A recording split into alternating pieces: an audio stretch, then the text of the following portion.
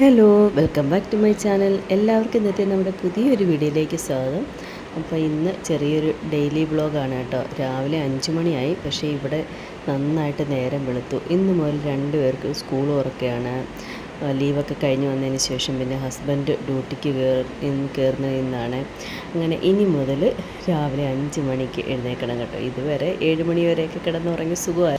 അങ്ങനെ ഇന്നത്തെ ബ്രേക്ക്ഫാസ്റ്റ് ഇന്നലത്തെ കുറച്ച് ദോശമാവ് ഇരിപ്പുണ്ടായിരുന്നു. ഞാൻ വിചാരിച്ചു കഴിച്ചിട്ട് പോകാൻ ദോശയും ചട്നിയും ഉണ്ടാക്കാമെന്ന്.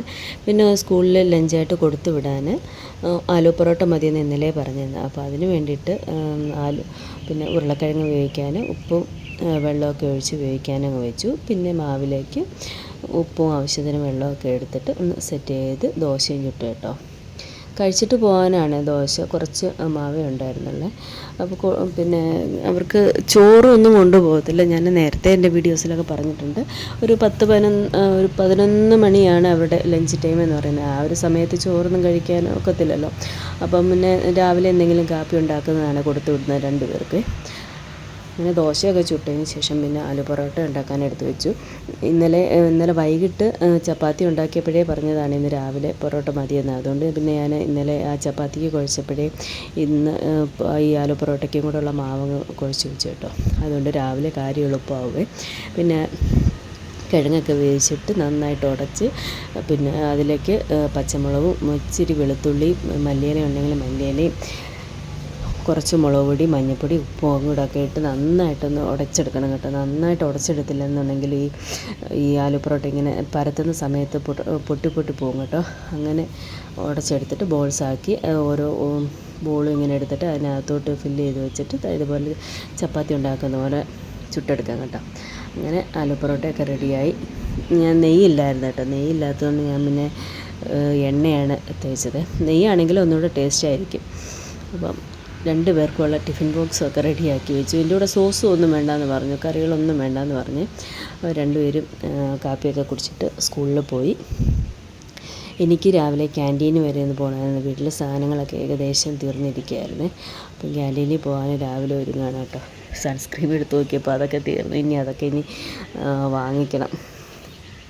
കാപ്പിയൊക്കെ കുടിച്ചു രാവിലെ ഏകദേശം ഒന്ന് ഒതുക്കി വെച്ചു. രാവിലെ അങ്ങ് പോകാമെന്ന് വിചാരിച്ചു. തുറക്കുമ്പോഴേ പോയാൽ പെട്ടെന്ന് തിരക്കിന് മുമ്പും വെയിലിന് മുമ്പ്, ഇവിടുത്തെ വെയിലെന്ന് പറയുന്നത് ഭയങ്കര വെയിലാണ് കേട്ടോ. ഈ സമയത്തൊന്നും പുറത്തോട്ട് ഇറങ്ങാൻ വയ്യാത്ത വെയിലും ചൂടും ഒക്കെയാണ്. അപ്പോൾ അതിന് മുമ്പ് അങ്ങ് പോകാമെന്ന് വിചാരിച്ചു. ഒരു പൊട്ടിടാമെന്ന് വിചാരിച്ചത്. ഞാൻ അങ്ങനെ പൊട്ടൊന്നും ഇടാറില്ല. ഒരു പൊട്ടിടാമെന്ന് വിചാരിച്ചപ്പോൾ അതങ്ങ് തുറന്ന് താഴെ പോയി. എൻ്റെ പാൻറ്റയിലൊക്കെ ആയിട്ടുണ്ട് കേട്ടോ. ഇനിയിപ്പോൾ കഴുകി കളഞ്ഞിട്ടൊക്കെ പോകും. അങ്ങനെ എന്തായാലും റെഡിയായിട്ട് ക്യാൻറ്റീനിൽ പോകാൻ ഇറങ്ങിയിട്ടുണ്ട്. ഞാനും പിന്നെ ഹസ്ബൻഡും കൂടെ ആണ് പോകുന്നത് കേട്ടോ.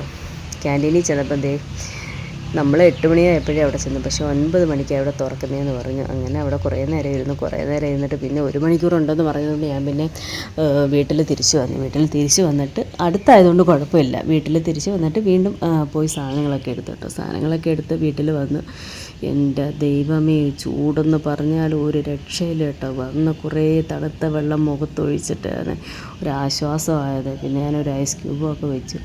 എനിക്കാണെങ്കിൽ ഈ ചൂട് കൂടുമ്പോൾ ഈ മുഖമൊക്കെ അങ്ങ് ചൊറിയും കേട്ടോ.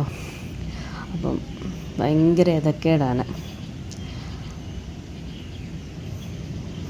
അങ്ങനെ കുറച്ച് കഴിഞ്ഞപ്പം വൈഫൈ വെക്കാൻ ആൾ വന്നു കേട്ടോ. ഇന്നലെ വന്ന് കുറച്ച് കണക്ഷൻ എടുത്തിട്ട് പോയതാണ്. അന്നേരം അവർക്ക് എന്തോ ഇല്ലായിരുന്നു, കേബിൾ എന്തോ ഇല്ലായിരുന്നു. അങ്ങനെ ഇന്നും രാവിലെ വന്നത് റെഡിയാക്കി. പിന്നെ അത് കുറേ കഴിഞ്ഞിട്ട് പിന്നെ ഉച്ചക്കത്തേനുള്ള തോരനൊക്കെ റെഡിയാക്കി. ബീറ്റ്റൂട്ടും ക്യാരറ്റും ഇട്ട് തോരൻ വെക്കാമെന്ന് വെച്ചു. അതൊക്കെ ചോപ്പറുണ്ടായതുകൊണ്ട് കുത്തിയിരുന്ന് അരിയണ്ട. അതുകൊണ്ട് പെട്ടെന്ന് ചോപ്പറിലിട്ടൊന്ന് ചോപ്പ് ചെയ്തെടുത്താൽ മതി. അങ്ങനെ ബീറ്റ്റൂട്ട് തോരനൊക്കെ റെഡി ആയിട്ടുണ്ട് കേട്ടോ. ഇവിടെ എല്ലാവർക്കും ഇഷ്ടമുള്ള ഒരു തോരനാണ് ഈ ബീറ്റ്റൂട്ട് തോരൻ. അതുകൊണ്ട് ഞാൻ മിക്കവാറും ഈ ബീറ്റ്റൂട്ട് തോരനാണ് വെക്കുന്നത്. പിന്നെ ഒഴിക്കാൻ ഇനി എന്തെങ്കിലും വേണമല്ലോ. മീനൊന്നുമില്ല.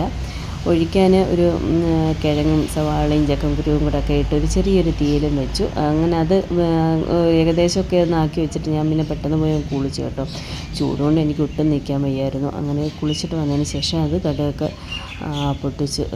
വറുത്തിട്ട് സെറ്റാക്കി. അങ്ങനെ തീയൽ സെറ്റായിട്ടുണ്ട്.